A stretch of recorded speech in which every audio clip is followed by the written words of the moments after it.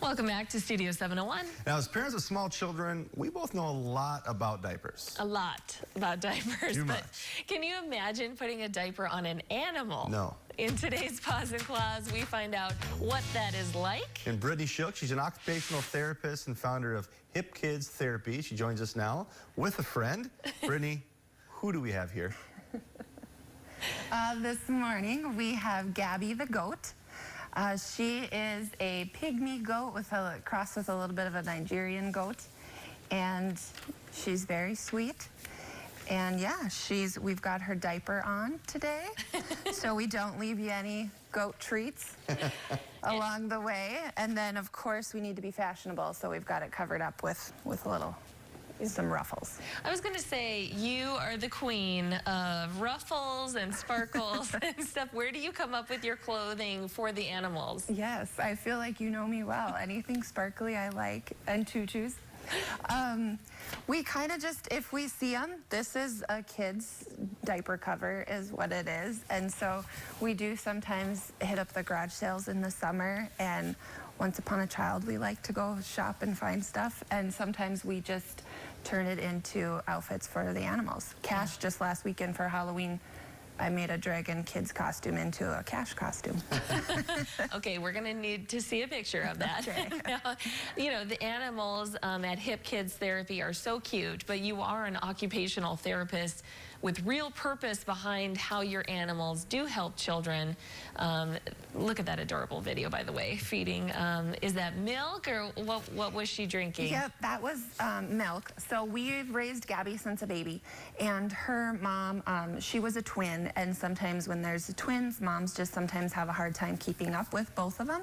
So we just supported and would bottle her a couple times a day as well. Oh, so cute. Now, you know, the animal therapy, can you talk to us a little bit about how it works for kids?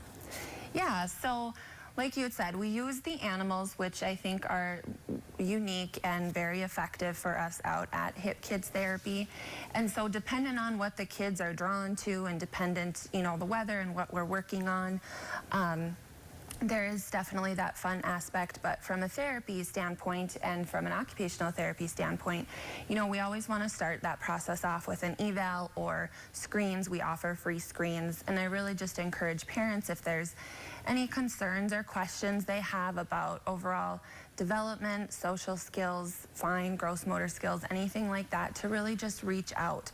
Because, you know, I've recently heard just in work a couple days ago, a dad had made a comment like, I didn't know that was how that was supposed to work. And sometimes, you know, you bring a new baby home and they, you know, grow up, and there's a lot to learn and know. And so that's where, you know, our job as professionals is we've specialized in this area of pediatrics, and so we're supposed to be there to help you guys and support you guys. Mm-hmm. Does Gabby just hang out like that all the time?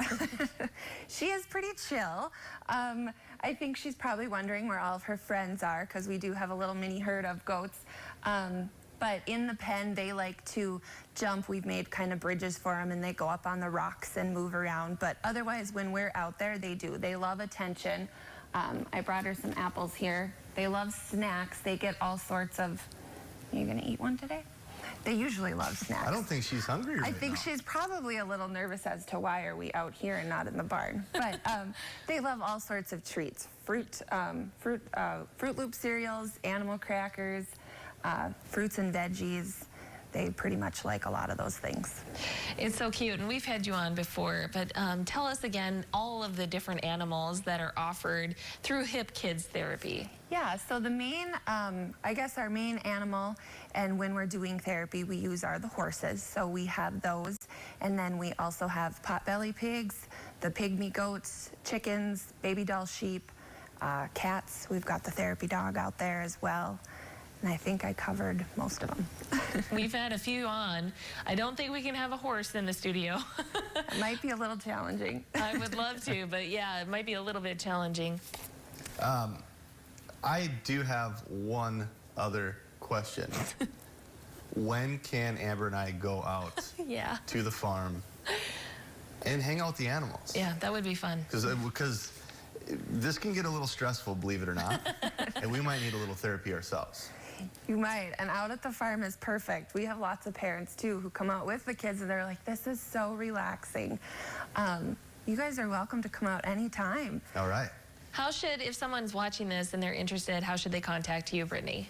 They're interested, we have our Facebook page, Hip Kids Therapy, and then we also have a website, www.hipkidstherapy.com.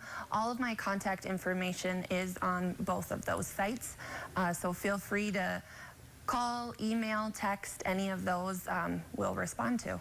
And I believe a congratulations is in order to you. I just realized I forgot to change your name because you got married. So congratulations, Brittany. Thank you.